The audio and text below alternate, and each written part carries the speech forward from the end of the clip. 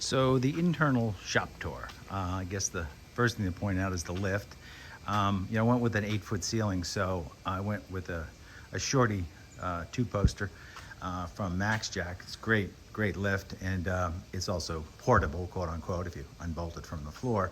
But it's a good solution for what I was interested in doing, which is just getting the car off the deck high enough where I could sit under it and work on it. So it lifts up about 50 inches, which is good for me, and fit a 67 Corvette and a 65 C10 pickup, so both of those were fine. Quick walk around, compressor, of course, with single hose, no reel. I like just unwinding the hose myself. The cabinets, the first cabinet is the welding / grinding portable cabinet. Everything's on wheels, by the way, so for me, I like be able to get everything out if I have to and work outside, or work it so that I can move it to one of the other garages. The tools are split up, according to function. So on this side, it's a lot of the, polishing, what have you, tools, and, electronics like the, timing light and what have you. Again, everything on wheels. There's a few hanging cabinets that, just have basic kind of liquids in them, paints to fluids and cleaning things. The table is a little bit weird. I mean, kind of threw it together with leftover lumber, but it's also on wheels and can be wheeled in and out, which I do often. A couple of floor jacks, of course, usual standard equipment. On the other side is another rolling small cabinet that's used primarily for parts and what have you, extra parts.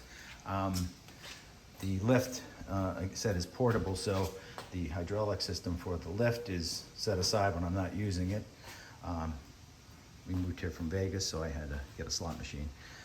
Another tool cabinet. This cabinet's a little more set up for mechanic stuff. A lot of wrench drawers and the wrenches on different sizes and different types of configurations and pliers, what have you. The ratchets are, everything from the large 1/2 inch to the 3/8 to the 1/4 inch bits that are set up for various functions, and then of course all the tools, the power tools and the battery chargers.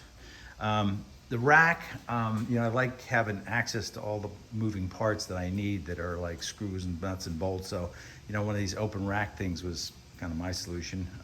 I like to see whatever I have and not have it in trays. Hoisted the vacuum up. A lot of guys do that. The vacuum off the floor, and then just a very, very long hose. Sandblasting cabinet, can't live without it.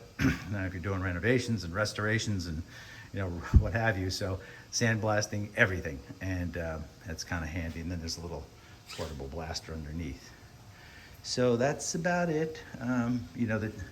There's some things that I probably will continue to evolve, like we all do, but it's a pretty good setup for what I need to do and what I have done. So that's about it. Thanks.